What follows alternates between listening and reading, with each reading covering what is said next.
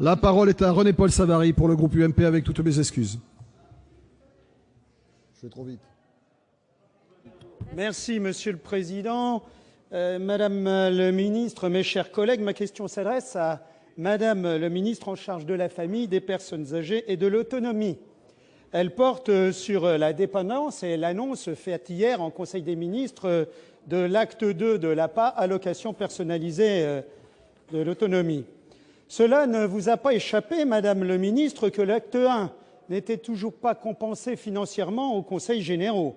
En effet, l'APA est sous la responsabilité des départements depuis sa création il y a une dizaine d'années. Et cet échelon départemental a fait preuve d'efficacité.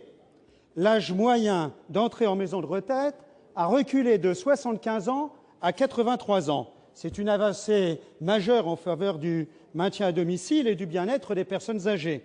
C'est incontestable et largement reconnu. Et cela, malgré toutes les difficultés budgétaires. Le projet de loi, Madame la ministre, parle d'une revalorisation, porte sur 645 millions d'euros, financés par la CASA, la contribution additionnelle de solidarité pour l'autonomie, payée par les retraités eux-mêmes, et place, ou je dirais plutôt placer, les départements comme chefs de file de cette prestation, véritable reconnaissance de leur savoir-faire. Je suis sûr, Madame le ministre, que vous ne souhaitez pas brouiller les pistes entre réforme territoriale, politique de la dépendance et son financement. Alors vous allez donc pouvoir, je pense, répondre clairement à mes questions. La première, à la place des départements, qui vont être dévitalisés au dire de certains, euthanasiés au dire d'autres. Quel échelon sera reconnu pour assurer cette prestation?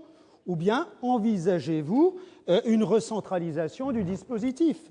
Deuxième question, quel calendrier avez-vous retenu pour sa mise en œuvre? La question n'est pas anodine puisque la CASA est perçue depuis l'an dernier. Et troisième question, enfin, pourquoi cette recette n'est-elle pas attribuée dès à présent aux départements, permettant ainsi de réduire le reste à charge pour les usagers? Merci Madame le ministre pour vos précisions, car le vieillissement concerne ou concernera tous nos concitoyens et même chacun d'entre nous, mes chers collègues, même si, comme disait André Malraux, on ne voit vieillir que les autres. Merci. La parole à Laurence Rossignol, secrétaire d'État chargée de la famille, des personnes âgées et de l'autonomie. Monsieur le Président, Mesdames et Messieurs les sénateurs, Monsieur le sénateur Savary, merci de cette question. En effet, le gouvernement a adopté en Conseil des ministres mardi un important projet de loi sur l'adaptation de notre société au vieillissement.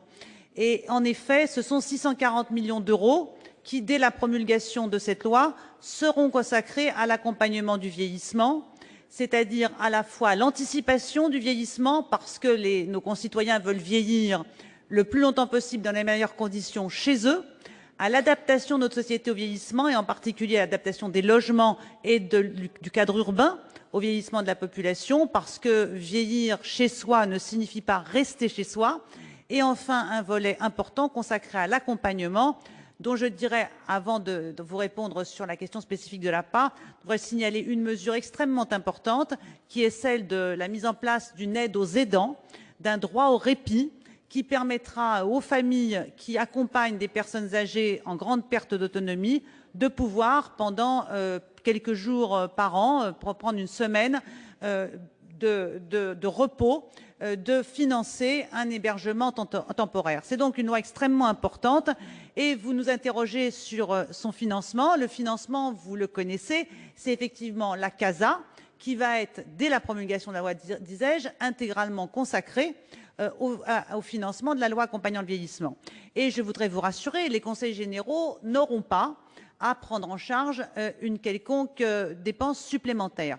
La loi prévoit en effet que les personnes en perte d'autonomie recevront à la fois plus d'heures d'aide à domicile et que le reste à charge qui leur est laissé pour le moment sera réduit. C'est donc une mesure d'accompagnement et une mesure de justice sociale extrêmement importante et que cette prise en charge sera totalement assumée par la CASA. Je crois donc pouvoir avoir répondu en partie à vos interrogations. En ce qui concerne le calendrier, l'examen en première lecture viendra le plus rapidement possible. Et ensuite, si le Parlement travaille vite, comme nous le souhaitons tous, et je pense que sur ce projet de loi, nous pouvons tous nous retrouver pour montrer au pays que nous sommes unis face aux grands défis, cette loi pourra être le plus rapidement possible à la portée de tous les Français. Merci.